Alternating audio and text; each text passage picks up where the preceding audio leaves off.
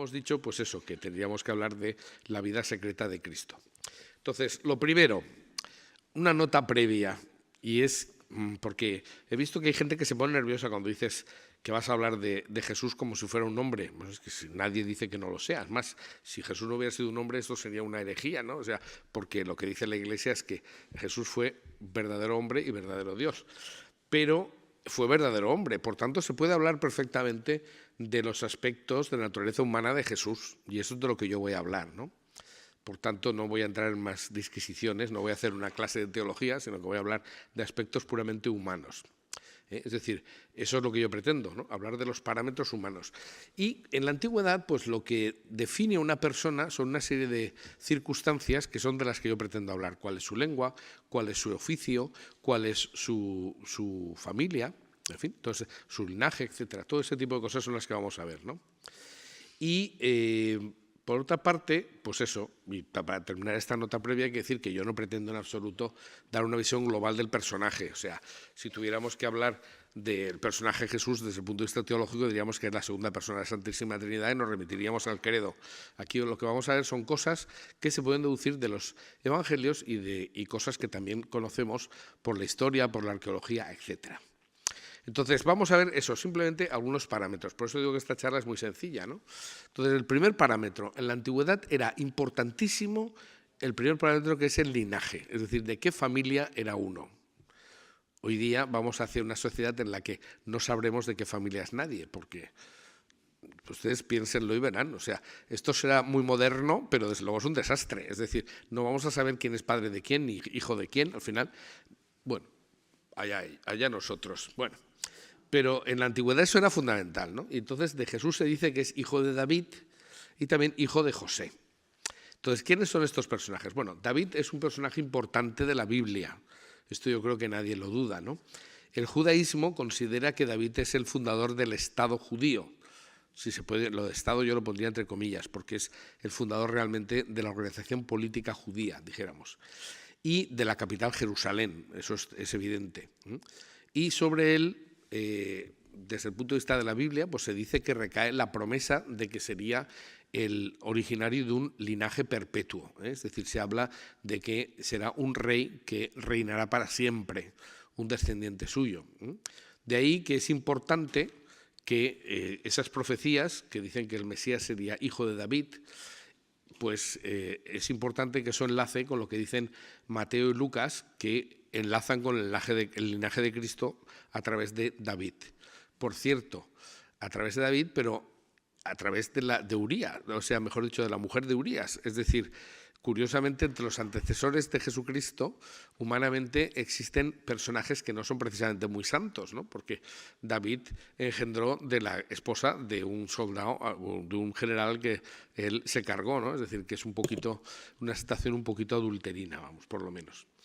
Pero está claro que David tiene, desde el punto de vista religioso, para los judíos, y como digo, una importancia enorme, ¿no? Es el que pone el emplazamiento definitivo al Arca de la Alianza en Jerusalén, y realmente el primer templo que hizo Salomón fue su hijo, el hijo de David, y que construyó siguiendo sus instrucciones. O sea que, de momento, lo primero que hay que decir, pues claro, a veces, yo lo voy a decir esto varias veces, espero, porque tenemos la tendencia, incluso muchos curas hablan de Jesús como si fuera una especie de predicador ambulante, una especie de perro flauta que se dedica a ir por ahí y diciendo cosas que se le ocurrían. Bueno, vamos a ver, Jesús era un personaje que no era un pobre miserable ni nada de esto, ¿no? Es decir, era una persona de clase media y además estaría enlazado, aunque fuera uno de los descendientes, pero era descendiente del rey David.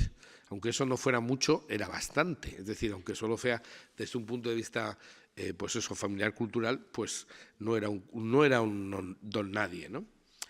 Y eso muchas veces se pierde en la predicación y en la explicación de Jesús. Se le considera, pues nada, como una especie de hippie. Esto a Jesús se le ha atribuido a lo largo de la historia todo lo que está de moda, ¿no? Te dicen, es el primer comunista, es el primer feminista, es el primer anarquista, es el primer... Según cada uno le atribuye lo que él piensa, pumba, se lo atribuye a Jesús, ¿no? De hecho, hay quien dice que la historia de los estudios sobre Jesús es la historia de las ideologías del hombre, que le atribuyen a Jesús lo primero que se les ocurre, ¿no? Bueno, pues efectivamente, no es un personaje que estaría considerado, pues eso, como lo más moderno o algo así, sino que es una persona que, como digo, en la antigüedad el linaje era importante, ¿no? Entonces, sabemos que su padre legal era San José. Para los judíos es muy importante la paternidad legal, ¿eh? Es decir, de hecho, lo que vincula a una persona con el pueblo judío es la madre. Es decir, si la madre es judía, tú eres judío. Yo tengo una amiga que es bueno, una profesora de esto de Nueva York que tiene un hijo con un chino y dice, mi hijo es judío. Y claro, es chino, pero completamente chino, vamos, o sea, tiene una pinta que dices, pues sí, tiene toda la pinta de ser judío. Bueno, pues dice, pero es que yo soy judía y él es judío, que pues tiene razón. Eso es importante. Y la situación de la paternidad legal era, a todos los efectos, perfectamente aceptable. Era socialmente, San José era el padre de Jesús, aunque no hubiera sido el padre físico, ¿no? Aunque no fuera el padre físico. Entonces se dice que José era descendiente también del linaje de David. Y lo que sí que es curioso es que los evangelistas nos dan dos versiones distintas de quién es el padre de San José. Porque por una parte Mateo dice que su padre se llamaba Jacob y por otra parte Lucas nos dice que se llamaba Elí. Entonces, ¿en qué quedamos? ¿Era uno o era otro? Algunos exégetas intentan explicar esto diciendo que podía haber sido una aplicación de la ley del levirato. La ley del levirato suponía lo siguiente, vamos a leer directamente lo que dice el Deuteronomio. Dice, cuando dos hermanos habitan juntos y uno de ellos muere y no tiene hijo, la mujer del fallecido no se casará fuera de su familia con un extraño. El cuñado se allegará a ella y la tomará para sí como mujer y cumplirá con ella su deber de cuñado. Hoy día esto nos dejaría muy escandalizados, ¿verdad? O sea, es decir, si se muere tu marido, te tienes que casar con el cuñado y darle descendencia en tu cuñado. Esto nos hace muy raro, pues esto está en el Antiguo Testamento, ¿no? Eso era la ley del levirato, era perfectamente aceptable y se consideraba muy honorable. ¿Podría ser que hubiera pasado algo de eso con José, que su madre hubiera quedado viuda y tuviera dos padres? Pues podría ser, ¿no? Es decir, eso desde ese punto de vista, pero no lo sabemos, ¿no? Lo que está claro es que en cualquiera de los casos Jesús pertenecía a la estirpe de los reyes. Como he dicho, no era un don nadie, tenía socialmente un cierto estatus. No era un hombre rico, pero era, como vamos a ver enseguida, según su oficio, era un hombre que hoy diríamos casi que sería un autónomo, es decir, no es un asalariado, y eso es fundamental entenderlo. Entonces, la segunda seña de identidad era precisamente el oficio. ¿Qué significa oficio? Bueno, pues oficio viene del latín officium y según el diccionario, pues la primera acepción es la ocupación habitual. Es decir, ¿a qué te dedicas? Pues ese es tu oficio, ¿no? Es la ocupación habitual.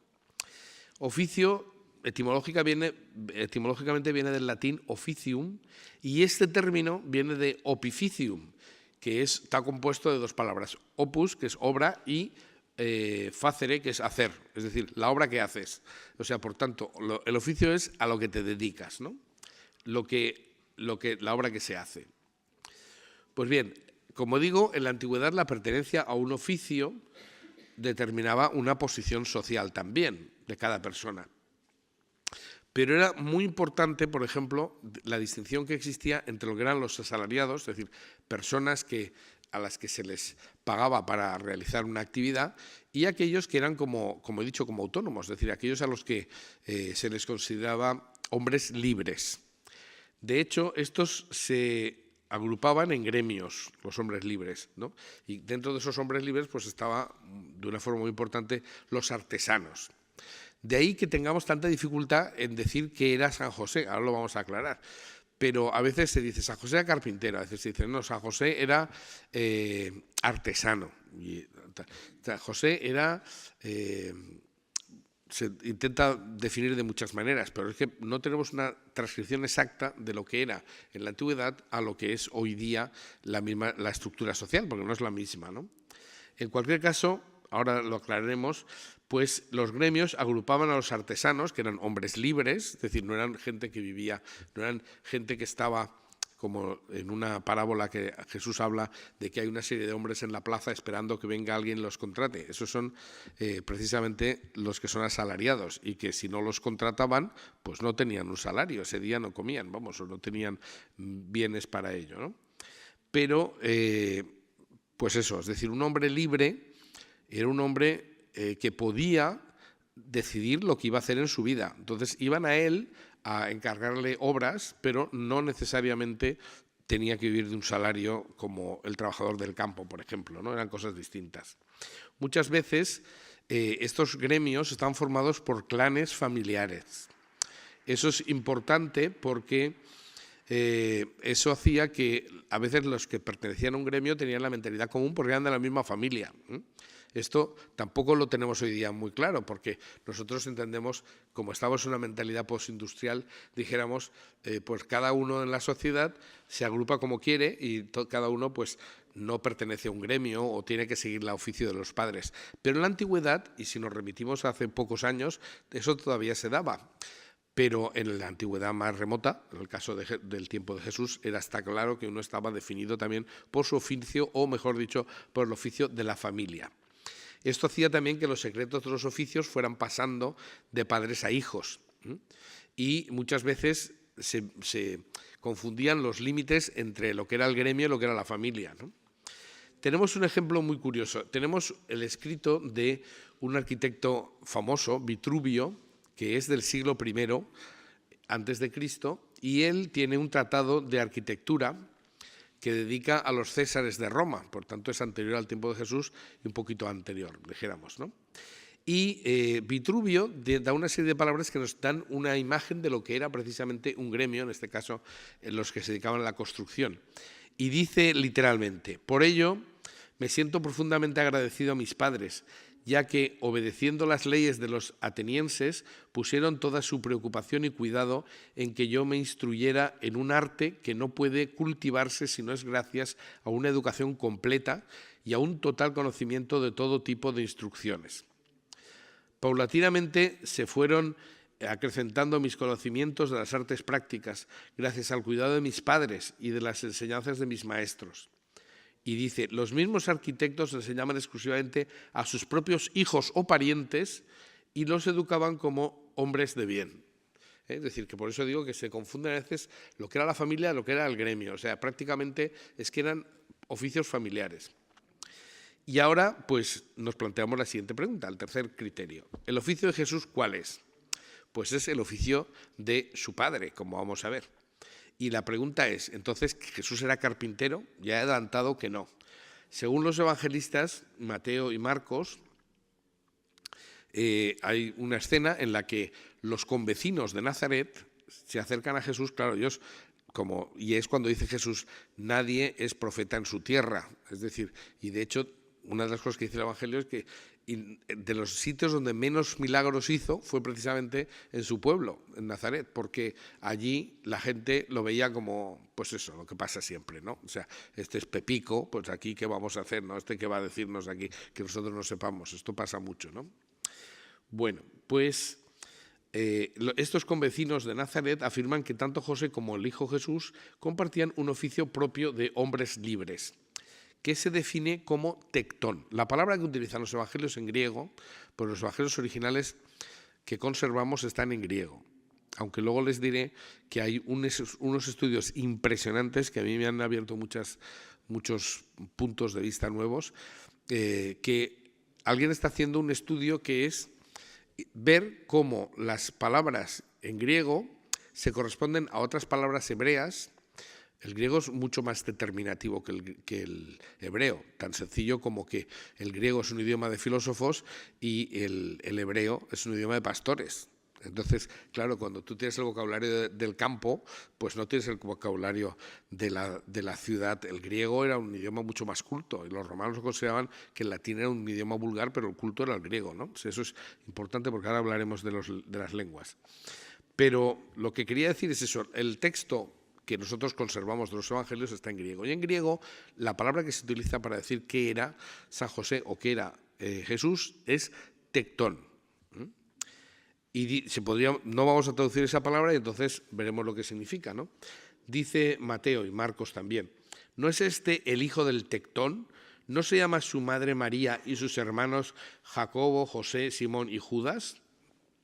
Judas llamado Tomás, o el mellizo, ¿no? Que eso lo dice más adelante. Pero, bueno, pues esa es la palabra que se utiliza. Por tanto, Jesús, como su padre, era Tectón. Entonces, ¿de dónde nos viene a nosotros llamarlo carpintero? Pues no hemos definido lo que es Tectón, pero ahora diremos que no es solo carpintero.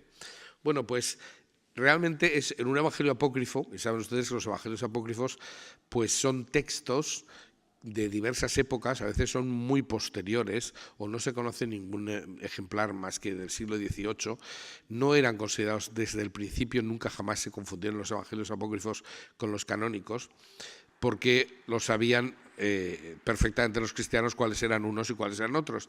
Y en el siglo II ya hay padres de la Iglesia que dicen, ojo, porque hay gente que está escribiendo cuentecitos, bueno, les llaman apócrifos sobre Jesús, que no tienen ningún tipo de credibilidad. Y eso es lo que pasa. Ahora tendemos a pensar, los apócrifos nos dirán algo nuevo. Bueno, pues puede ser que nos digan cosas confusas porque mezclan cosas reales con otros cuentos que se han hecho teniendo como temática a Jesús, pero no tienen ninguna base desde el punto de vista científico, ¿no? Bueno, pues hay un apócrifo que digo que no es que sea herético lo que dice, pero es la historia de José el carpintero, donde es el primer momento en que se utiliza la palabra carpintero para aplicársela a José. Y bueno, está claro que ahí se dice que vivía de sus manos y poco más. Pero el que confundió definitivamente el tema fue San Justino, que es un santo, mártir del siglo II después de Cristo, que ante la confusión que existía al traducir el Evangelio a intentar explicar el Evangelio en otros pueblos, pues dijo, bueno, llámese carpintero y ya está. Entonces es el que estableció como canónico traducir Tectón por carpintero, y desde entonces pues se ha aplicado esta terminología que es reduccionista, porque como vamos a ver enseguida, la palabra Tectón es mucho más amplia que la de un simple carpintero. Pero como he hablado de los hermanos de Jesús y tengo la posibilidad de hablar de lo que me dé la gana ahora mismo, voy a hacer dos matizaciones, porque ya puestos, luego continuaremos con lo de Tectón. Hay una cosa que está clara. ¿Tenía hermanos Jesús? Es una pregunta que además es la típica, ahora ya ni se hace esto, pero antes en la televisión te decían, a mí me pasó una vez, estando en un programa del doctor Jiménez del Oso, tenía al profesor Piñero, que estaba estaba ejerciendo de opositor a lo que yo decía, y de repente le preguntó el doctor Jiménez del Oso, que algunos de ustedes recordarán, y le dijo, ¿Jesús tenía hermanos? Y aquel taxativamente dijo, sí. Y yo dije, anda, a ver qué me dice. Y entonces yo ya lo había oído decirlo a él otra vez anterior, y entonces le contesté tres cosas que son las que voy a decir ahora y que eliminan toda posibilidad de pensar que Jesús tenía hermanos, ¿no? Porque, claro, él era profesor de filología neotestamentaria, o sea, profesor de griego, y no me podía negar lo que yo le estaba preguntando. Y a ello, lo digo porque si alguien les pregunta esto, que es muy, muy típico, decir, no, pero es que los hermanos de Jesús, un momento, ¿en qué estaban hablando? El Evangelio deduce que los convecinos de Jesús hablaban en arameo, que era el idioma que se utilizaba en Nazaret, no en griego. Por tanto, lo que hay en griego es una traducción. Y resulta que la palabra hermano, que en griego está claro que se refiere a hermano de carne y de sangre, no existe en arameo. La palabra hermano en arameo incluye a los hermanos, los hijos de hermanos, los primos, los parientes próximos. Es decir, se llaman hermanos a todos. Curiosamente, yo soy de los que pienso que en España tenemos una herencia judía enorme, y eso es lo que hace que sea el único país donde se habla de primos hermanos. Fíjense que no existe en ningún otro idioma ninguna traducción así. ¿Por qué nosotros decimos primos hermanos? Pues porque, efectivamente, es que primos se consideraban hermanos dentro de la cultura judía. Todo esto, ¿no? Entonces, eso es lo primero que hay que tener en cuenta. Le pregunté, ¿eso es así? Y me dijo, tienes razón, eso es así. Digo, vale. Luego, el traductor al griego está traduciendo una palabra que no es equivalente a la palabra griega. Dijo, bien, pero es verdad, dijo, que la palabra que se utiliza ahí es una palabra que en griego no tiene ninguna duda. Digo, bueno, temas que no hablaban en griego, pero no tiene ninguna duda, eran hermanos de carne y de sangre. Digo, bueno, y entonces yo le dije, bueno, pero si Jesús hubiera tenido hermanos, ¿por qué en la cruz deja al cargo de su madre a un amigo? Por muy predilecto que fuera, pues eso no lo haría. Se encargaba el hermano siguiente. Si la Virgen tuviera hijos, más hijos, a santo de que viene Jesús dejarle a un amigo suyo que se encargue de su madre. Eso ahí se puso a tartamudear, porque claro, eso no se le había ocurrido, y entonces empezó a decir, bueno, pero aquí se dice la palabra, claro, se ajustó a lo que él sabía, griego. Aquí la palabra que dice es, sin duda, hermano, en griego, la palabra que se utiliza es hermano carnal. Y entonces le dije yo, vale, pero entonces hay que tomar la palabra literalmente en griego, sí. Y digo yo, cuando Jesús contesta, mis hermanos y mi hermana y mi madre son los que hacen la voluntad de Dios y la cumplen, la palabra que utiliza ahí Jesús, que está clarísimo que no se refiere a hermanos de carne y sangre, ¿qué palabra utiliza? Dice la misma. Digo, o sea que hay que tomarla el versículo anterior en sentido estricto y en el versículo siguiente como si fuera una cosa simbólica. Y entonces ya empezó a quedarse un poquito bloqueado. Y entonces yo simplemente le pregunté, ¿se puede asegurar que Jesús tuviera hermanos? Y dijo, no, no se puede asegurar. Digo, vale, pues era justo rectificar. Pues esto, si la gente tuviera un poquito más de cultura, sabría contestar. Cuando llega un protestante típico que parece por ahí y te dice, los hermanos de Jesús, mira, aquí lo pone. Digo, lo pone en la Biblia, pero ¿eso es lo que es o hay que pensar? Porque hay gente que sabe lo que lee en la Biblia bien.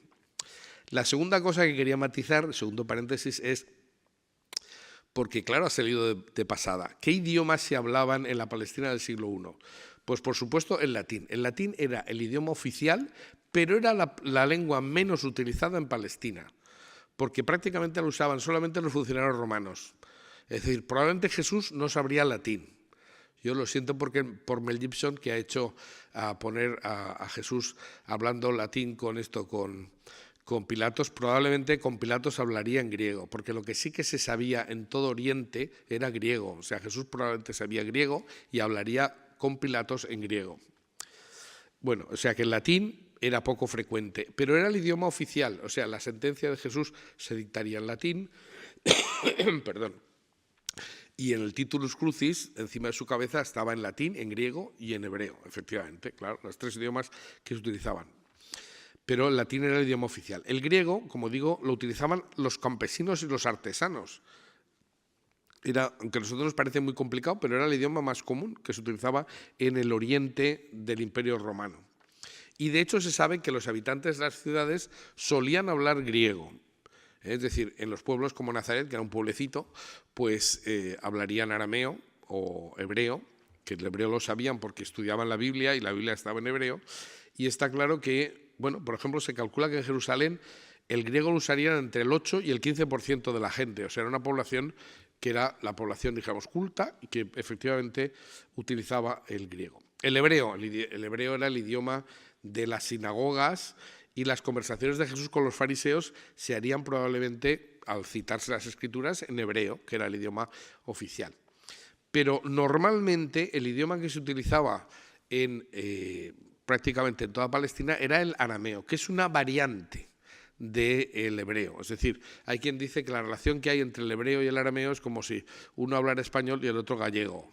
Es decir, se entiende. Yo no tengo mucho contacto con gallegos, pero yo recuerdo que cuando Fraga salía hablando gallego se le entendía todo. Y decía, pues si esto es un idioma, que venga Dios y lo vea. Pero bueno, o sea, había diferencias, pero se entendían, ¿no? Algunas diferencias habría, ¿no? Entonces, esto era el idioma usado en la conversación ordinaria. De ahí que lo de la palabra que utilizan en Nazaret, hermanos, no es en griego, es en arameo. Y en arameo, pues esto no existe, la diferencia entre hermanos y primos, ¿no?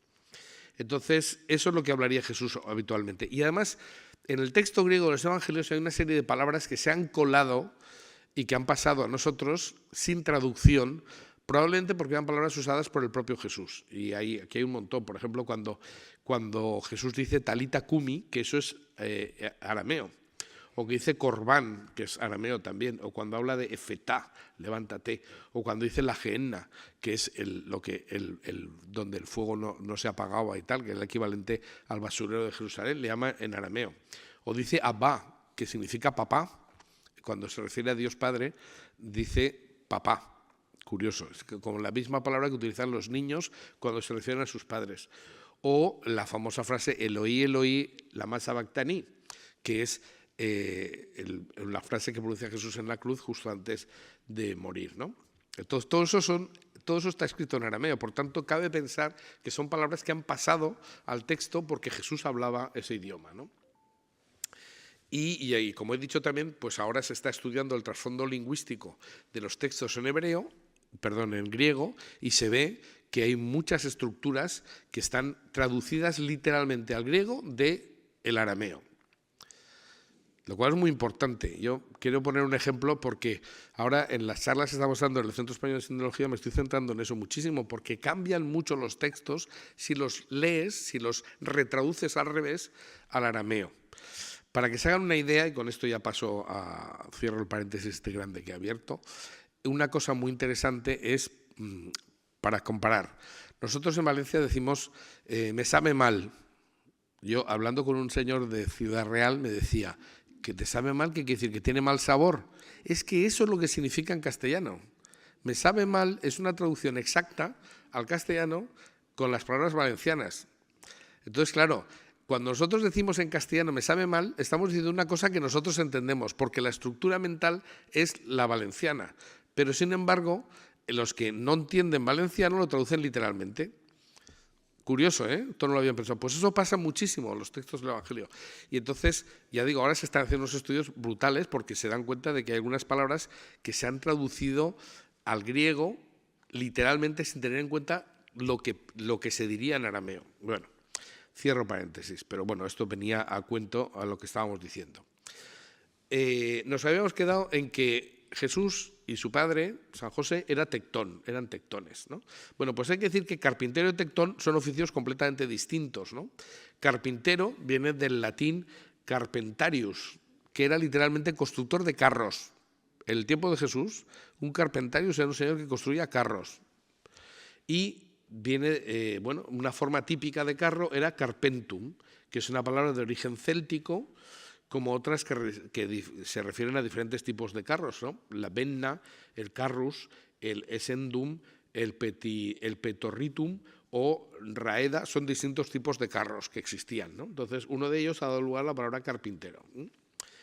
Entonces, está claro que para los obreros, peones o jornaleros se usaba la palabra ergates, no tectón. Por tanto, está claro que un carpintero sería un ergate, y un tectón es un operario especializado en el campo de la construcción. Por tanto, Jesús y su padre San José eran constructores. Eso es importante tenerlo claro, porque esto explicaría por qué San José se puede ir cuando se persigue al niño, coge los trastos y se va a Egipto. Eso no lo podría hacer un ergate. Eso lo puede hacer una persona que es que tiene el oficio detrás y que sabe construir. Entonces se puede ir fuera de su ciudad, no pasa nada. Es un hombre libre en ese sentido, ¿no? Bueno, por otra parte, la palabra tectón tiene una raíz etimológica indoeuropea, de donde viene tex, que en principio era tejer, fabricar, pero que se aplica a aquellos oficios u obras propias de la arquitectura, y también de ahí viene la palabra técnica, es decir, el fabricante de algo, ¿no? El técnico es el que sabe utilizar las cosas que tienen un cierto nivel de complejidad. O sea, no es un cualquiera, un tectón. Entonces, mientras que un carpintero era un contratado, como digo, que realizaba su trabajo en su taller y sus conocimientos eran los propios para la realización de las piezas de los carruajes y su ensamblaje, un tectón era quien realizaba las construcciones en la antigüedad, tanto si eran de madera como de piedra. Por tanto, era no solamente el que hacía muebles, que en Israel había muy poquitos, se utilizaban esteras, se ponían en el suelo, no había sillas. No sé si han visto la película de Mel Gibson, La Pasión, que ya es una película que lleva 20 años por ahí, pero que yo creo que los que la hemos visto nos hemos quedado ya con ella para siempre, pues que impresiona mucho. Hay una escena, hay muchas cosas de esa película que la gente que no tiene una cierta cultura en este aspecto no entiende, ¿no? Por ejemplo, es sorprendente cuando Jesús está haciendo una silla como las nuestras, Y la Virgen le mira como diciendo, pero hijo mío, ¿qué estás haciendo? Porque ese tipo de sillas no existían en el tiempo de Jesús. Existían sillas de tijera, como mucho, y normalmente se sentaban en el suelo. O sea que sillas, y luego la gente acomodada se tumbaba en divanes para comer, que eso lo hacían los romanizados, que eran las clases altas de Jerusalén. Pero las sillas estas, como las que tenemos de respaldo alto, y Jesús le presenta a su madre en la película una silla así, y la Virgen le mira con una cara. Entonces, eso es un guiño al espectador. Claro, la gente que no lo sabe no entiende qué está pasando. Y así hay muchísimas cosas que valdría la pena ver la película explicada, ¿no? Porque eso es así. Bueno, pues como digo, pues el tectón era el que hacía los muebles, que eran muy poquitos, pero también podía poner las vigas y poner las paredes de piedra. Da igual que fueran de madera o de piedra, lo que se construía era eso. Entonces, un técnico es aquel que conocía las disciplinas propias de la construcción y la arquitectura, que son el dibujo, la geometría, la aritmética, las herramientas de su oficio, que son las propias de un constructor, y también manejaba los recursos humanos y financieros propios. Es curioso porque Vitruvio, que repito, es un personaje antiguo, anterior a Jesucristo, nos dice algo parecido cuando en ese tratado de arquitectura dice: no es posible llegar a ser un diestro arquitecto si no se posee el talento si se posee talento pero se carece de conocimientos teóricos o viceversa.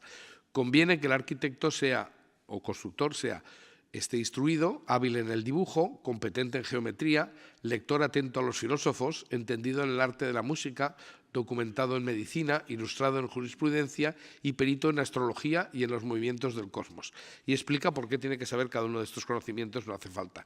Pero lo que dice a continuación, pero no hace falta leerlo. Pero es importante tener claro que un constructor en el tiempo de Jesús no era un cualquiera, repito, era una persona que tenía una cierta cultura. Muchas veces se dice, ¿Jesús sabía escribir? ¿No sabía escribir? Hombre, vamos a ver, leer lo sabía porque todos los judíos aprenden a leer, porque tienen que leer en los textos sagrados, y por tanto es uno de los pueblos más cultos que existe en ese sentido, porque desde niños, desde siempre han aprendido a leer.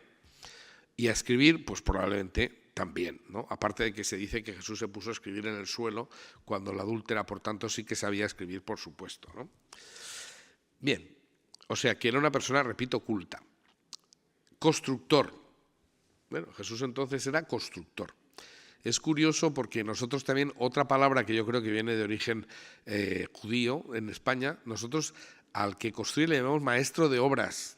Qué curioso eso, ¿no? Maestro de obras. Tampoco es muy frecuente que se utilice en otros idiomas, pero parece que nosotros por influencia judía hemos admitido esa palabra, ¿no? Maestro de obras. ¿Qué sería Jesús? Un maestro de obras. Bien, un paso más. ¿Y cuándo empezaría a trabajar Jesús? Bueno, pues en los primeros años, en los 30 años primeros de la vida de Jesús, tenemos muy pocas referencias. Lucas y Mateo solamente nos dicen que vivía en compañía de su familia, que crecía en sabiduría, etcétera, ¿no? Pero, como todos los niños, debía empezar su actividad profesional a los 13 años. Como cualquier otro niño, pues habría empezado a trabajar con su padre, y eso se entiende porque, como he dicho, eran trabajos familiares. Y por tanto estaba con su padre, que sería el que le iría enseñando el oficio, ¿no? Entonces, está claro que a la edad de 30 años, como hemos dicho, era reconocido por el oficio de constructor. Y esa palabra, pues, es lo que hemos dicho antes, ¿no? No es el hijo del tectón, no es él el tectón, dice Marcos, Mateo, citan las dos cosas. Entonces, debió transcurrir la vida oculta de Jesús en compañía de su padre y de sus hermanos, entendidos como todos los de la familia, ¿no? Dentro de un gremio de la construcción de Nazaret al que debía pertenecer.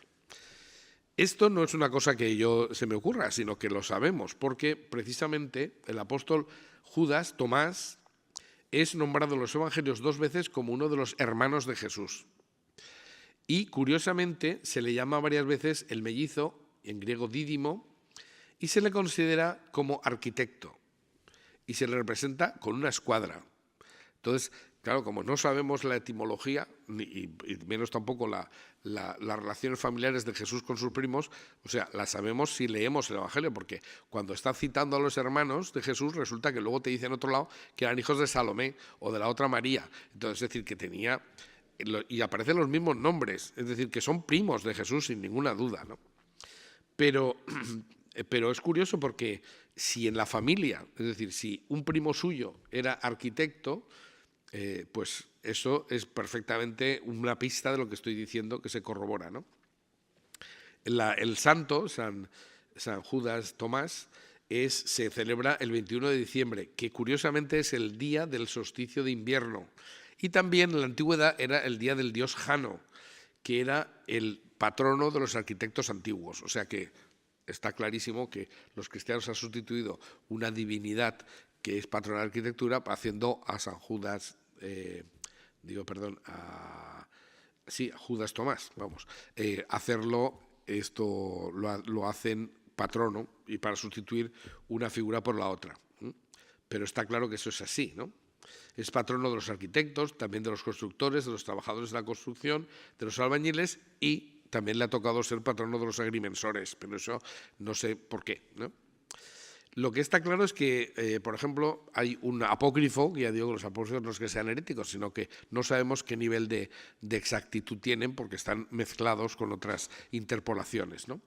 Pues según los Hechos de Tomás, que es un apócrifo del siglo III, se cuenta la historia de que este Judas fue contratado por un rey de la India, que se le llama Gundiforo, Gundoforo o Gundafar, según las versiones, ¿no? Y se cuenta la historia que le habría contratado el rey para construir un palacio. Y entonces, según cuenta el apócrifo, lo que habría hecho el santo es coger el dinero y dárselo a los pobres.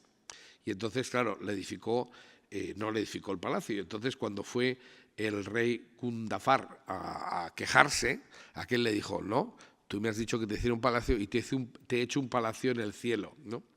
Por tanto, al final terminó perdonado. Eso os cuenta la historia del apócrifo, que puede ser una leyenda, pero es curioso porque puede tener una base histórica, porque efectivamente el tal rey Gundafar, a mediados del siglo I, aparece un rey Gundafar constatado en la historia, o sea que no es una invención absoluta, a pesar de que el texto sea del siglo III. Quizá había una tradición oral que venía por ahí y luego se adorna de determinadas maneras, ¿no? Bien, sigo diciendo, Tectón era algo muy reconocido. Tenemos que citar ahora lo que dice Joaquín Jeremías, que afirma en un libro muy famoso, Jerusalén en tiempos de Jesús, que el oficio de Tectón era comparable con el de doctor o alto funcionario del templo. Y dice literalmente que era un signo extraordinario de respeto, porque todo el mundo tenía que saludar a los doctores poniéndose de pie, mientras que Joaquín Jeremías habla de artífices, como traducción de la palabra tectón, pero que es otra posibilidad.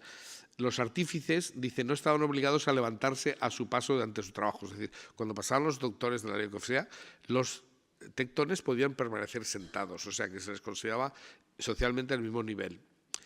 Y la gran estima que se tenía por los artífices de su trabajo se refleja también en el hecho de que en esta época la mayoría de los escribas ejercían una profesión relacionada con la construcción. Esto nos parece muy raro, pero, por ejemplo, se habla de que Pinjas, que era un sumo sacerdote, antes de ser sumo sacerdote, había sido sacerdote rural con el oficio de cantero. O sea, se consideraba un oficio digno y alto, ¿no? Y de hecho, en países orientales, pues la construcción era un oficio casi religioso. Bueno, pues eso es importante, ¿no? Estamos en la misma línea. Jesús en Nazaret. Esto es otro aspecto. Otro aspecto que define la persona es dónde vive y, efectivamente, y en este caso, dónde trabaja, ¿no? Los evangelios nos cuentan que Jesús nació en Belén, pero luego se fueron a Egipto y a la vuelta se establecieron en Nazaret, la Sagrada Familia, ¿no? Bueno, pues está claro que durante la vida de José y Jesús se construyeron grandes obras en Galilea y eso explicaría por qué se van a Nazaret. Es decir, que se construyeron grandes obras patrocinadas por el rey Herodes Antipas. No confundir con Herodes el Grande, que es el que había reconstruido el templo en los años 20, en el 20 de nuestra era. Y bueno, ahora daré la fecha porque creo que la estoy diciendo mal, pero como va a salir no pasa nada. Pues, es decir, está claro que el Herodes que Jesús pasa delante de él cuando lo van a cuando lo van a crucificar, al que no le dirige la palabra, era Herodes Antipas. Este era el que estaba liado con la mujer de su hermano y que origina que sea denunciado por Juan el Bautista y que al final termine cortándole la cabeza, ¿no? Pero Herodes Antipas es el Herodes, hijo de Herodes el Grande, ¿no? Bueno, entonces, en esa época, curiosamente, en la época del trabajo físico de Jesús, había muchísimo trabajo en Nazaret. No solamente la construcción del segundo templo de Jerusalén, que se hace, sino que también se construye Cesarea Marítima, que pasará a ser la capital romana de Palestina. No era Jerusalén, Jerusalén era ciudad religiosa, pero la capital política era Cesarea Marítima. Y que esta había sido fundada por Herodes el Grande en honor de Augusto. Y también, sobre todo, se construyen las ciudades de Séforis y de Tiberíades, que eran dos ciudades que estaban en torno al mar de Galilea. Es decir, que en el tiempo en que Jesús y su padre se dedican a ejercer de tectones, había mucho trabajo en Galilea. Por tanto, se explica perfectamente que se vayan allí a trabajar. O sea, que esto es un dato que encaja con la historicidad de los evangelios. Flavio Josefo nos dice que, hay que decir que Flavio Josefo es un poco exagerado. A veces dice cifras exorbitantes, ¿no? Pero Flavio Josefo nos dice que participaron en la construcción del templo miles de constructores dirigidos por maestros de obras y arquitectos. Bueno, es muy posible, sobre todo, que Jesús, si estaba viviendo en Nazaret, participara en la construcción o reconstrucción de Séforis. Mucha gente va a Tierra Santa y no se le ocurre acercarse a Séforis. Uno de los viajes que organizamos en el Centro Español de Sindología, no vamos a los mismos sitios donde van todas las peregrinaciones, vamos a sitios interesantes, aunque nos cueste un poquito más, porque ya que estás allí, es una tontería no acercarte. Séforis está como a 3 kilómetros de Nazaret y es un yacimiento romano espectacular. Muy probablemente las casas que están sacando los arqueólogos, algunas de ellas estarían construidas por San José y por Jesús. Sin embargo, nadie va a esa zona. Es una cosa que a mí me tiene pasmado, ¿no? Pero efectivamente es un sitio que es Tierra Santa también y que vale la pena ver. Bueno, pues ya digo, es posible que Jesús y José participaron en la reconstrucción de Séforis, levantada según los postulados del arquitecto romano Vitruvio, es decir, calles ortogonales con calles perpendiculares, en fin, es decir, y estaban muy cerquita. Porque claro, Nazaret, ¿por qué se dice de Nazaret puede salir algo bueno? Pues porque era una ciudad dormitorio, es decir, era donde vivían los trabajadores que trabajaban en Séforis. Es decir, que probablemente eso explica que estuvieran allí. Bueno, entonces, actualmente el enclave de Nazaret está al sur de la región de Galilea, en unas estribaciones meridionales de los montes del Líbano. El nombre Nazaret no está en el Antiguo Testamento en ningún sitio, ni en las fuentes extrabíblicas. Y esto ha hecho que algunos señores que se dedican a dudar de todo lo que pone el texto del Evangelio, dicen, pues esto es un invento del que ha escrito esto y tal, porque esa ciudad no existía. No está claro que sea así, porque aunque se haya dudado por parte de gente interesada, los arqueólogos tienen claro que existen referencias antiquísimas a Nazaret y que aunque no se mencione con esa palabra. El problema es ese. Se ha incluso pensado que Nazaret significa brote, renuevo o incluso consagrado, tal, y que sería un nombre simbólico. No. Es un emplazamiento aceptado como tradicional, está, como digo, a 2-3 kilómetros de Séforis y que era la antigua capital de Galilea, no era Nazaret. Hoy día Nazaret es una de las poblaciones más grandes de Galilea, pero en el pasado era, como digo, una ciudad dormitorio. Lo que ha hecho importante es que sea la ciudad de la Sagrada Familia. Pero, probablemente no se conoce con ese nombre porque se le dieron muchos nombres, quizá porque recibió, como digo, muy diversos nombres. Por ejemplo, se le llama en algunos documentos Zipori, Autocratis, el ornamento de Galilea, Séforis, que es el que hemos conocido ahora, e Irenópolis, ciudad de la paz, y diocesaria, es decir, que se le dan diversos nombres. Por eso precisamente es posible que no haya quedado muy claro lo de Nazaret, ¿no? Pero pues eso, hay veces que se dice simplemente que es un barrio de Nazaret y otras veces se le llama de diversas maneras porque como la capital del imperio se utiliza de la capital de Galilea se utilizaban nombres a veces simbólicos. Por eso no es extraño tampoco que se mencione con el nombre de Nazaret. Bueno, lo que está claro es que esta Séforis se construyó entre el año 4 y el año 29, que es exactamente, fíjense, es que si Jesús, la Sagrada Familia, viene a Nazaret volviendo de Egipto, probablemente en el año 4 es cuando empieza a haber trabajo allí. ¿Y cuándo acaba Jesús su vida privada? El año 29, es decir, que probablemente durante todo el tiempo que se estuvo construyendo Séforis estuvo trabajando allí. Esto encaja perfectamente y es muy normal, no hay que imaginarse cosas raras. Está claro que la ciudad había sido destruida porque en el año 4 a.C. los habitantes judíos de Sipori se rebelaron contra Roma y el ejército la destruyó por completo. Es Herodes Antipas, es decir, el segundo Herodes, el hijo de Herodes el Grande, el que la reconstruye y por eso durante esos años hay trabajo, porque se rehace toda la ciudad.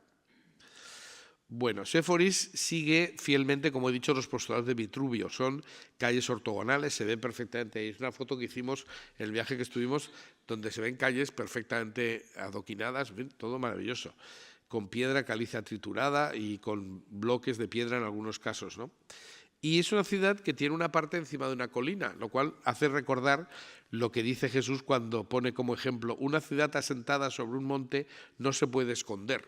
Probablemente lo decía teniéndola delante, ¿no? Es decir, que era evidente que todo el mundo podía ver que una ciudad encima de una colina se ve desde todos los sitios. Bueno, como digo, en su entorno vivían una gran cantidad de constructores que ejecutarían los proyectos de los arquitectos reales que estaban reconstruyendo la ciudad y veían desde sus casas los edificios. O sea que todo encaja muy bien. Podemos imaginar, por tanto, que Jesús y José estuvieran construyendo esa nueva ciudad. Y algunas de esas casas puede que estuvieran hechas físicamente por San José y por Jesús. Otro aspecto. Pero Jesús no solamente es tectón, porque se le llama maestro en varias ocasiones, bueno, un montón de ocasiones. La palabra hebrea sería rabí o rebuní, en hebreo, del tiempo de Jesús, significaba maestro. Y Jesús es llamado maestro nada menos que 45 veces en los evangelios. Es decir, no era una cosa pues que hubiera ocurrido ocasionalmente, sino que se le llamaba maestro de una forma común, ¿no? Bueno, y aquí hay una serie de citas donde está el maestro bueno. ¿Qué tengo que hacer para alcanzar la vida eterna? Le pregunta al joven rico, ¿no? Y para llegar a ser rabí religioso, si lo que se estaba refiriendo es que Jesús era maestro religioso, maestro de la ley o algo así, pues sería necesario que hubiera estudiado las Escrituras. Y esto queda claro que no lo hace Jesús. Lo estudia como cualquier otro, pero no tenía una especialidad en estudios religiosos, ¿no? Por eso dice Juan que sus familiares se maravillaban los judíos diciendo, ¿cómo sabe este de letras sin haberlas aprendido? Se refieren a letras religiosas, o sea, ¿cómo es que sabe de la Escritura sin haber aprendido esto? Pero claro, eso no quita que si no era maestro de la ley, no era maestro religioso, ¿por qué le llamaban maestro? Bueno, pues esto es muy fácil, porque entre los artífices, es decir, entre los tectones, se daba el tratamiento de maestro, que viene del latín magister, que quiere decir el más, el mayor, al que alcanzaba un nivel más alto de entre los iguales en su oficio. Por eso he dicho antes que los constructores tenían un nivel que era el de maestro, y eso es lo que es Jesús, maestro de obras. Y entonces se les llamaba maestros, igual que a los de la ley. Entonces, esto también encaja, ¿no? Es decir, le llaman maestro porque ya hemos dicho que ser constructor y maestro de constructores es haber llegado al nivel de excelencia más alto, pues era perfectamente justificable, ¿no?, que se utilizara habitualmente el término maestro, ¿eh? Un maestro, eso sí, debería adiestrar a sus discípulos en el oficio, dirigir las obras, o sea que Jesús estaba acostumbrado a tener discípulos. Pero también tenía que implicarse en el gremio, encargarse de relaciones con el resto de la sociedad, etc. O sea, que era un hombre que socialmente Esto, yo digo, nos está rompiendo un poquito los esquemas, porque tenemos esa imagen idílica y un poco de historia marxista contemporánea, ¿no? Es decir, Jesús, el maestro de los pobres o cosas así por el estilo. Bueno, pues era un hombre de clase media normal y corriente. Bueno, entonces, si Jesús, siendo tectón, es llamado maestro por sus seguidores, esto podría indicar que tenía un grado superior de su oficio, que es, en traducido al griego, sería maestro de constructores, sería el arquitectón. Mira qué curioso, de ahí viene la palabra arquitecto, que es el maestro, el que dirige a los constructores. O sea que decirle maestro a Jesús era llamarle arquitecto, ni más ni menos. Este término fue el origen del término architectus latino y del actual arquitecto. Arquitectón es la suma de maestro, el primero, y tectón, que es constructor. Y los griegos lo usaban para los directores o maestros de obras. Por eso digo que esta es una muy buena interpretación de lo que era Jesús. Y ya he dicho que en las culturas fenicias, egipcias y sumerias se consideraba que el constructor tenía un carácter religioso, era un oficio muy valorado.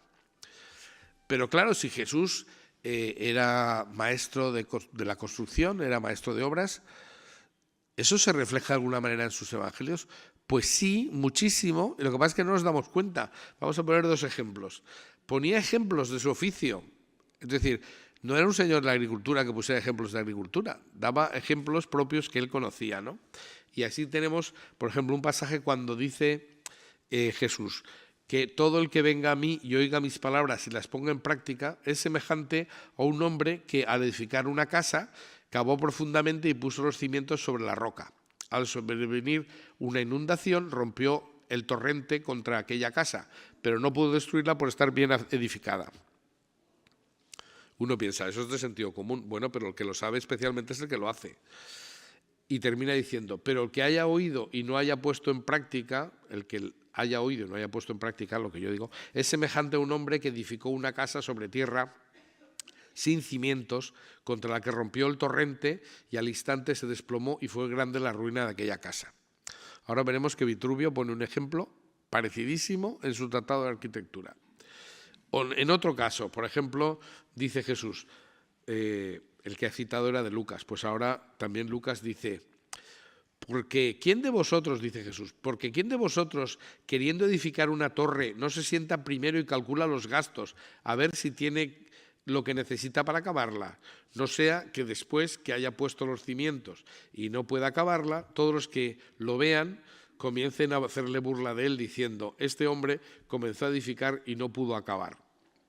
Pues, o sea, es decir, bueno, pues esto, a nosotros nos parece muy normal esto, pero en Israel no tenía por qué saber esto todo el mundo. Pero, sin embargo, como digo, Vitruvio dice, si es posible encontrar un terreno sólido, la cimentación de estos edificios se excava sobre terreno firme, es decir, sobre roca, en una extensión que se ajuste proporcionalmente a las exigencias del volumen de la construcción.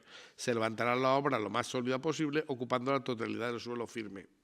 O más adelante dice, en la célebre e importante ciudad griega de Éfeso, que cuando un arquitecto acepta la responsabilidad de una obra de carácter público, presenta el presupuesto de los costes estimados hasta finalizar la obra. Exactamente, lo que dice Jesús.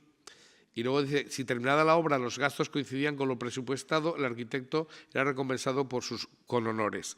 Si se pasaba, pero hasta un 25%, no hace falta que lo lea literalmente, hasta un 25%, pues se le pagaba la diferencia. Pero si se pasaba más de un 25% en el presupuesto, se le castigaba. O sea que, cosa que no estaría de más que pasar ahora, ¿no? Pero, en fin. Bien. Otro aspecto que define la vida de una persona es la religión, claramente, ¿no? Entonces, claro, al hablar de la religión de Jesús, claro, aquí casi se puede escandalizar. Pues hombre, si era Dios, pues bueno, vamos a ver. Pero humanamente Jesús tenía una religión, que era durante siglos la de los israelitas, ¿no? La que había sido la de los israelitas. Y para ello tenía una función muy importante el templo. Inicialmente el templo fue simplemente un tabernáculo, hasta que se construyó. El primer templo fue levantado en el siglo X por Salomón, siguiendo, como he dicho, las instrucciones de su padre David. Y fue construido con la ayuda del rey de Tiro, con base en las instrucciones dadas por Yahvé a Moisés, aunque fue destruido por el rey babilónico Nabucodonosor el año 587 a.C. Eso fue el primer templo. Después hubo un segundo templo que fue levantado hacia el siglo VI a.C. Y Herodes, pero que estaba muy deteriorado, cuando Herodes el Grande inició la reconstrucción y ampliación en el año 20. Esa era la cifra que estaba antes tratando de acordarme, en los años 20. O sea, en el año 20 a.C., Herodes el Grande inicia la reconstrucción del segundo templo. Por eso casi se puede decir que el templo que visitó Jesús era el segundo y medio, porque era una reconstrucción del segundo templo, que no obstante era una de las maravillas más grandes del Imperio Romano, y luego fue terminado el año 63 con Herodes Antipas, aunque fue destruido muy poco tiempo después, 7 años después, el año 70 después de Cristo, con la destrucción del templo, que sería materia de una buena charla sobre eso, porque lo digo porque lo tengas en cuenta, porque tengo una charla sobre qué pasó con el templo de Jerusalén y es muy interesante. Bueno, Joaquín Jeremías afirma que en su Jerusalén en tiempos de Jesús, lo que hemos dicho antes, que según Flavio Josefo se necesitaron 100 sacerdotes adiestrados para construir, no, 100, no, 1000 sacerdotes adiestrados, teniendo en cuenta que Flavio Josefo dice, Joaquín Jeremías es un poquito exagerado. En cualquier caso, lo que habla es de un verdadero ejército de obreros y de maestros de los obreros, que serían sacerdotes precisamente para que construyeran las partes internas del templo sin que pudieran profanarse, ¿no? Esa es la idea que ellos tenían. Y dice también que se necesitaban de todo, ¿no? Canteros, carpinteros, plateros, orfebres y fundidores de bronce, etcétera, etcétera, ¿no? Es decir, que el templo es una grandísima construcción. Y Jesús, como buen judío, como buen israelita, profesa un profundo respeto al templo.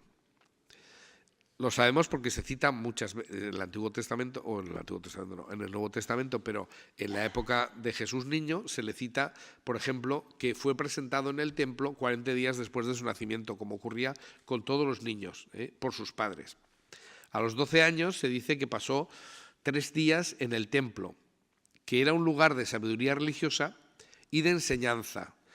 Por eso la mayor parte de las enseñanzas Jesús las hace en el templo, en Jerusalén. Cuando habla en Jerusalén, habla en el templo, porque había un sector que era un atrio donde efectivamente la gente hablaba y enseñaba, ¿no? Bueno, pues Jesús a los 12 años es llevado al templo. Hoy se diría que iba a hacer su bar mitzvah, es decir, su reconocimiento como hijo de la ley, o sea, como hombre. Es decir, a los 12, 13 años se les llevaba al templo y entonces tenían el reconocimiento de que ya eran hombrecitos, ¿no? Y bueno, pues es evidente que eso indica que la familia de Jesús veneraba el templo e incluso lo que era obligatorio es que todos los judíos hombres fueran una vez al año por Pascua, y si podían también las otras fiestas, iban a Jerusalén al templo. Esto parece que es lo que hace Jesús en todo el tiempo, tanto en la vida oculta como después en la vida pública, porque San Juan nos habla de 3 subidas a Jerusalén. Los otros evangelistas simplifican y hablan de todo el evangelio como una subida a Jerusalén. Y entonces, por eso colocan los episodios donde les conviene. Pero Juan, que es el más exacto en muchos aspectos, pues lo que hace es que habla de 3 subidas, es decir, las 3 Pascuas de la vida pública de Jesús las hacen subida con sus apóstoles, suben hasta el templo. De ahí viene, por cierto, que se diga, que no es seguro en absoluto, que Jesús tenía unos 33 años.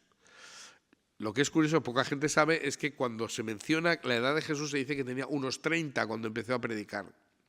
Pero luego se habla de 3 subidas a Jerusalén, luego por tanto 33. No necesariamente, podría haber empezado la primera de las predicaciones justo en Pascua y haber acabado la tercera en Pascua también, lo cual no serían 3 años sino 2. Esto es que me he olvidado apagar esto. Vale. Pero bueno, está claro, ¿no? O sea, lo que hace Jesús cuando sube con 13 años es el bar mitzvah, como reconocimiento como hijo de la ley. ¿Por qué se pierde Jesús? Esto es una cosa que me hace mucha gracia porque la gente no es consciente de ello, pero un guía en Jerusalén nos lo explicó y es una forma muy sencilla. Dice que era judío, dijo, yo lo entiendo muy bien. Los niños que subían con 12, 13 años al templo subían como niños, pero bajaban como hombres, Por tanto, como los hombres y las mujeres iban en caravanas, en la misma caravana pero separados, entonces iban por un lado las mujeres y por otra parte las mujeres con los niños y por otra parte los hombres. El niño normalmente iba con la madre y volvía con el padre, porque ya era hombre y tal. Lo que pasa es que esto no se llevaba tan rigurosamente. Entonces, podía volver con la madre o podía volver con el padre. Eso explica lo que dice el Evangelio, que dice una serie de cosas que son perfectamente históricas, ¿no?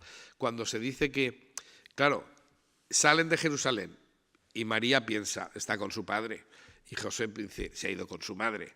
Y entonces hacen una jornada de camino. Cuando para la caravana, se dan cuenta de que no está.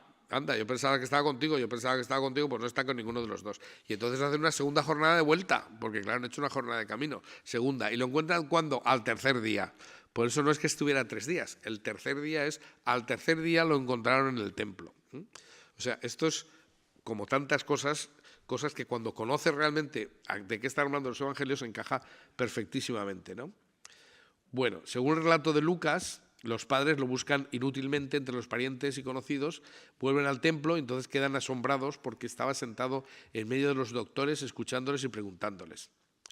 Es decir, Jesús está asumiendo el papel de maestro, como hará más tarde en su vida pública, pero es el sitio adecuado, porque en el templo era donde los niños a veces eran preguntados por los doctores y si eran muy atrevidos, pues se ponen, como hace Jesús, se pone a no discutir, sino a intercambiar opiniones con los doctores del templo. Eso no es tan raro como parece, pero no es frecuente, ¿no? O sea que lo que dice el evangelista es todos los que le oían estaban estupefactos por su inteligencia y sus respuestas. Entonces la madre le pregunta, hijo, ¿por qué nos has hecho esto? Eso es muy propio de las madres. Mira, tu padre y yo angustiados te andábamos buscando. Y Jesús le responde, muy propio de los hijos, ¿y por qué me buscabais? ¿No sabíais que yo debía ocuparme de las cosas de mi padre? Pues bien. Pero está claro que en lo que estamos desgranando, que son los parámetros de la vida de Jesús, pues hay otro aspecto, no solamente veneración por el templo, sino fervor. Y aquí ya nos vamos acercando a la vida pública y al final de mi relato, ¿no? Que es que Jesús, sabemos, lo he dicho antes, acudía al templo todos los años por la Pascua, cumpliendo el precepto. Y San Juan nos habla de 3 subidas, por tanto, es perfectamente lógico saber que era un hombre religioso. Y esto no era tan común, era común, pero no era universal. Por ejemplo, los esenios, que eran una secta dentro de los judíos, no valoraban la existencia del templo en absoluto, pensaban que se tenía que adorar en el monte Garizim, no en Jerusalén, porque ellos consideraban que estaban desligados del templo. No obstante, pues los judíos pues ortodoxos, dijéramos, creyentes, pues consideraban que era fundamental la existencia del templo. También cuando se le pide a Jesús, le preguntan, ¿no vas a pagar el impuesto? Porque había que pagar un impuesto al templo. Y entonces es cuando le dice a Pedro, coge pesca un pez y encontrarás 2 monedas y pagas por ti, por mí. Es decir, que Jesús pagaba, eso es una forma muy fácil de pagar impuestos, tengo que decir. Pero bueno, si lo encuentras en un pez, está fenomenal. Pero bueno, esas son algunas cosas que puede permitirse Jesús. Y efectivamente, pues se identifica, por tanto, pagando el impuesto, considera que Jesús que es la morada de Dios, el templo. En ocasiones dice que es la casa de su padre y el lugar principal para el encuentro con Dios, etc. Y en el atrio exterior, pues encontró algo que no debía encontrar, que era un mercado. Y hay que decir una cosa, que esto no lo he puesto aquí, pero me lo sé, y es que resulta que el mercado no se podía hacer dentro del templo. Y eso estaba prohibido por el reglamento del templo. Lo que pasa es que había un interés de algunos sacerdotes de, pues cobramos aquí un pequeño impuesto y le hacemos la vista gorda. Y entonces cuando Jesús dice, cuando Jesús se pone, saca, quita el latillo o en fin, una especie de látigo, pero era o bien para atarse la cintura o bien uno de los evangelistas dice que eran pues como unas fustas que utilizaban para los bueyes y tal. Bueno, coge y se pone a dar latigazos y tirar las mesas de los cambistas y todas estas cosas, pues lo que está haciendo es cumplir el reglamento del templo. Y si nos damos cuenta, el texto no dice que pasarán enseguida los guardias del templo a decir, este tío es un alborotador, porque no pueden, porque saben que está haciendo lo que puede, lo que debe hacer, o sea, lo que tendría que ser, es decir, ahí no debía haber comercio. Y Jesús es increpado diciéndole, ¿y con qué autoridad dices esto? No dicen, ¿por qué haces esto? O no puedes hacer esto, no, le dicen, ¿con qué autoridad lo haces? Porque efectivamente saben que están haciendo algo que es irregular. Entonces son cosas que hay que saberlas para entender lo que dice el Evangelio, ¿no? Y bueno, eso es, dice, voy a leer solo una pequeña parte para no leerlo todo, dice, y haciendo un azote de cuerdas, echó a todos fuera del templo, con las ovejas y los bueyes. Desparramó las monedas de los cambistas y volcó las mesas. Y dijo a los que vendían palomas, quitad esto de aquí, no hagáis que la casa de mi padre sea una cueva de comercio. A veces se traduce como una cueva de ladrones, pero depende de las traducciones.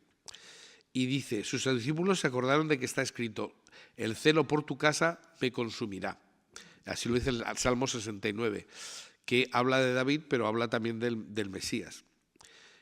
Y dice, entonces los judíos respondieron y le dijeron, ya que haces estas cosas, ¿qué señal nos muestra? Es decir, ¿por qué lo haces? Es decir, ¿quién te da autoridad para hacerlo? Porque sabían que Jesús estaba haciendo lo que debía, que era purificar el templo. Jesús le responde, destruid este templo y en 3 días lo levantaré. Entonces los judíos dijeron, en 46 años fue edificado este templo y tú lo levantarás en 3 días, pero él hablaba del templo de su cuerpo. Esto daría para muchísimas explicaciones, pero en fin, si hablamos otra vez del templo, pues ya lo contaré. Bueno, es verdad que, claro, esa fue una actividad de Jesús muy peligrosa, ¿no? Porque Jesús como maestro cumple el arquetipo mesiánico del enviado de Dios que intenta recuperar el verdadero celo, el culto verdadero, el de la tradición antigua. Y bueno, pues en el Salmo 69 se equipara el celo de Jesús al celo del rey David. La autoridad que él utiliza, como decir que lo que le justifica para hacer esto es su linaje y su sabiduría, que le permiten poner en evidencia que no era correcto utilizar el templo como mercado, pero ellos lo sabían, ¿no? Muchos estudiosos, incluso Benedicto XVI, subrayan que este episodio fue determinante para la condena a muerte de Jesús. Por los sacerdotes del templo pensaron que eso era peligroso, ¿no? Que hubiera un reformador de las costumbres que quisiera volver al celo original del pueblo de Israel. Ya estamos acabando, pero quiero citarme 2 aspectos más. Mesías rey, pero un Mesías sobre un pollino. Claro, esto se hace una interpretación. La entrada triunfal de Jesús en Jerusalén es importantísima.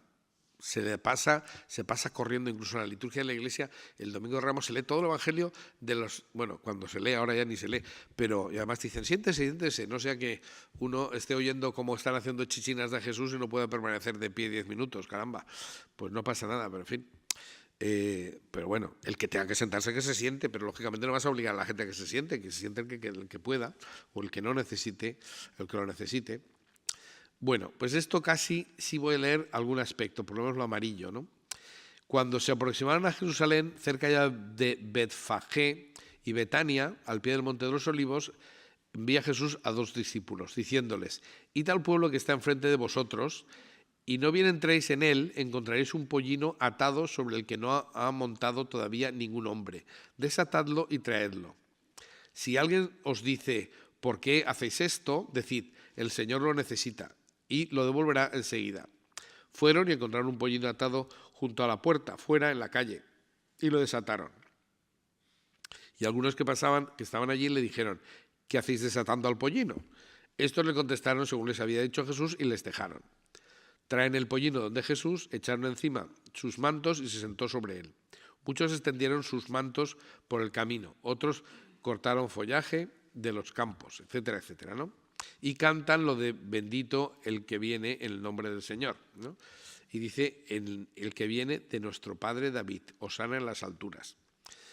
Bueno, pues este pasaje es muy importante porque tiene una serie de claves muy interesantes. Jesús está reivindicando sus derechos regios.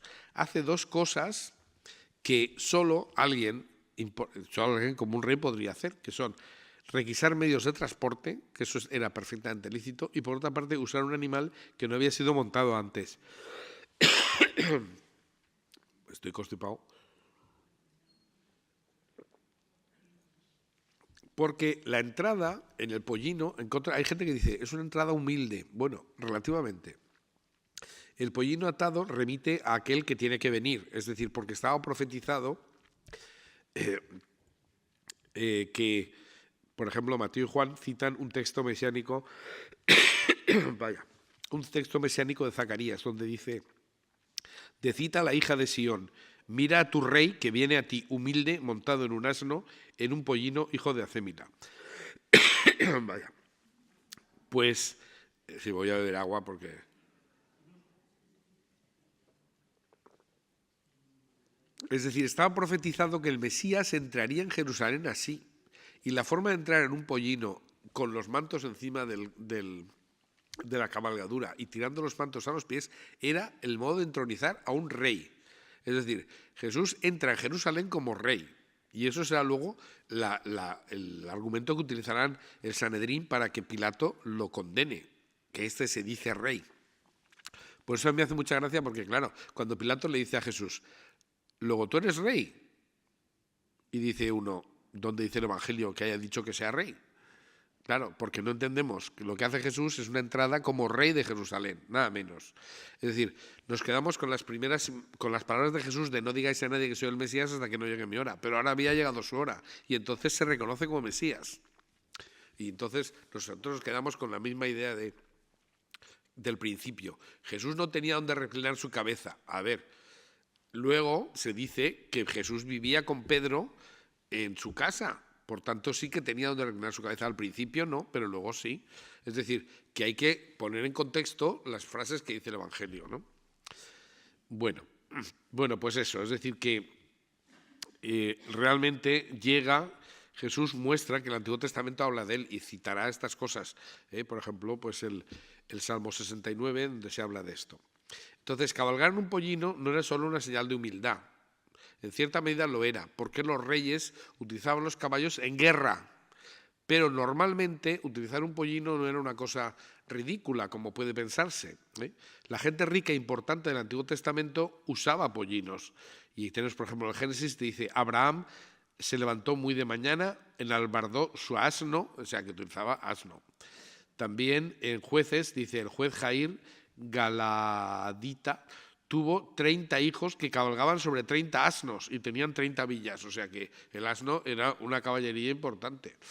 También cabalgaba en un asno Axa, la hija de Caleb, y Abigail, la esposa del rico Nabal, así le dice en la primera de Samuel. Y especialmente los asnos blancos eran usados por personas de alto rango.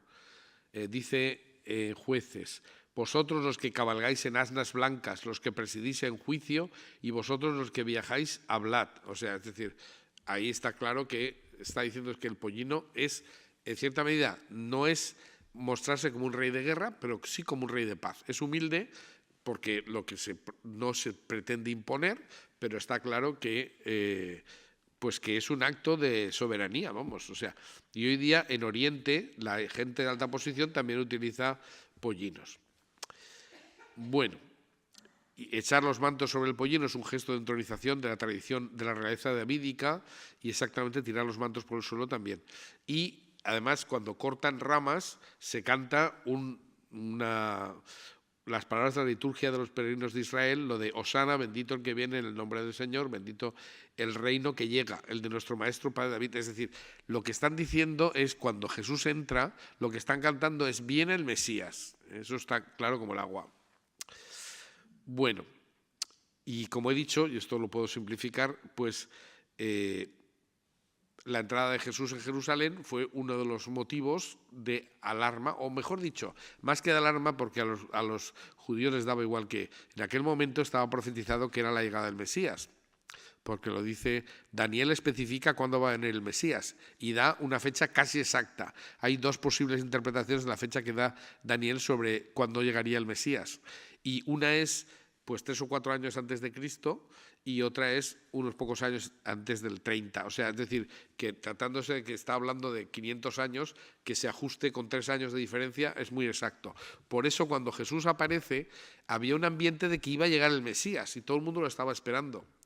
Entonces, esa llegada o sea, no era tan grave que Jesús se proclamara Mesías, lo habían hecho otros, pero lo que hace que Jesús sea condenado por el Sanedrín es decir que es Dios. Es decir, cuando le dicen, por eso te condenamos, porque no es literal, pero viene a decir que porque siendo un hombre te haces como Dios. Es decir, Jesús sabe que decir eso le va a costar la vida, pero no obstante lo dice.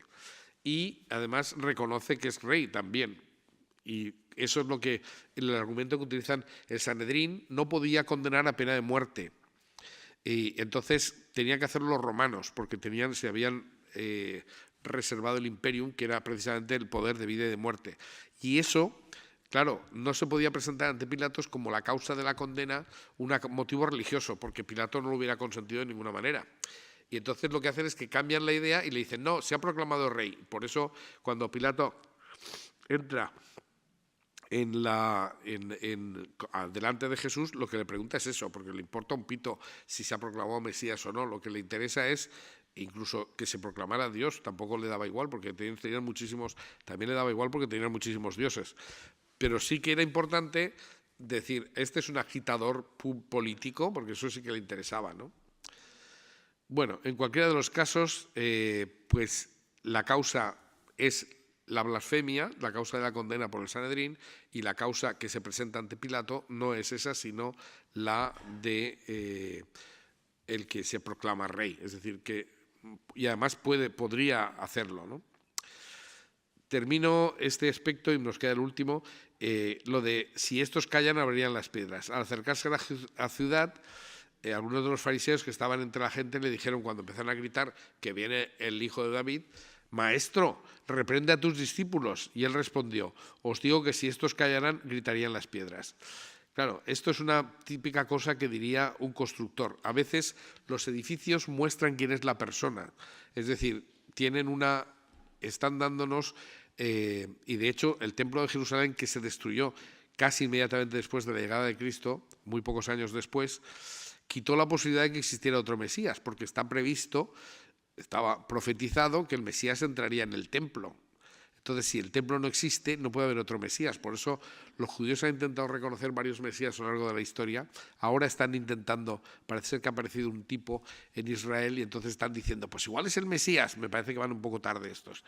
Pero bueno, lo cierto es que si no hay templo, no puede haber Mesías, porque no se cumplen las Escrituras. Bien.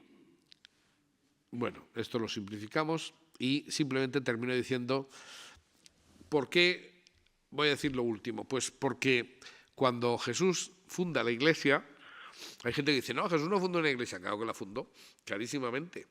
Y además lo hace con un rito de arquitecto, que es poner la primera piedra. Es que es curioso eso. Es decir, Jesús nombra a Pedro, realmente el título de Pedro sería Albaít, es decir, mayordomo del reino. Esto es la expresión que se ajusta a lo que dice Isaías, ¿no? Es decir, el albaít es el que está en el lugar del dueño cuando el dueño no está. Por eso, luego, pues, por eso le da las llaves, como se da al mayordomo. Es decir, tú eres el que tiene las llaves y abres y cierras las puertas. Eso es lo que hace, lo nombra como su lugarteniente, dijéramos, ¿no? Pero vamos, si queremos ser puristas, pues le hace como lo nombra mayordomo del reino. Y lo hace con un rito de arquitectura, ¿no? Porque dice Jesús, yo a mi vez te digo, tú eres Pedro y sobre esta piedra edificaré mi iglesia. Y las puertas del Hades, que el Hades se traduce por el infierno, pero es el lugar de los muertos, no prevalecerán contra ella. Te daré las llaves del reino de los cielos, y lo que ates en la tierra estará atado en los cielos, y lo que desatares en la tierra quedará desatado en los cielos. Bueno, pues ese rito de la primera piedra actualmente está prescrito en el Pontifical Romano para la fundación y dedicación de iglesias, pero es gracioso porque esto ya lo hacían los arquitectos en el tiempo de Jesús. O sea, decir que tú eres la piedra sobre la que edificaré mi reino es que es clavado, o sea, encaja todo con lo que les estoy diciendo, ¿no? Pontífice era el título utilizado en la antigua Roma el de un funcionario que tenía el cuidado del puente sobre el río Tíber. El término pontífice significa constructor de puentes y, bueno, pues más tarde los pontífices eran un grupo de constructores que se consideraban Consejo Supremo de la antigua Roma, el Consejo Religioso Supremo de la antigua Roma. En la Iglesia Católica se puede llamar pontífice al obispo y también al Papa. Lo que pasa es que al Papa se le llama el sumo pontífice. Y para terminar, decir que esa iglesia que Jesús funda en Pedro, hay un momento en que Cristo se identifica con la iglesia y pasa desapercibido porque la gente no entiende lo que ocurre. Fíjense, cuando Pablo, que fue el gran perseguidor de los cristianos, hay un momento en que, ahora nosotros diríamos, cae del caballo, no dice el Evangelio en ningún sitio que estuviera en caballo, ¿no? Es decir, dice que cae a tierra, no tiene por qué caer de un caballo. Pero lo cierto es que queda cegado y tal. Entonces, cuando Jesús se le aparece camino de Damasco, Pablo pregunta, ¿tú quién eres? ¿Por qué dice eso? Porque Pablo nunca conoció a Jesús, estuvo guardando la túnica del el protomártir, San Esteban, que fue apedreado, y San Pablo estaba allí. Y claro, hay gente que conoces, pero gente que no conoces. Pablo nunca persiguió a Jesús porque nunca lo conoció, porque no pertenece, es un poquito posterior. Pero que es curioso porque cuando le pregunta a Jesús, ¿tú quién eres?, Jesús dice, yo soy Jesús a quien tú persigues. Que es curioso porque Jesús no era perseguido por Pablo y estaba muerto. Pero esta respuesta de Jesús le deja tanta huella a San Pablo que desarrolla toda la teoría de que el cuerpo místico de Cristo es la Iglesia, porque Cristo se identifica con los que Él persigue, que es a la Iglesia.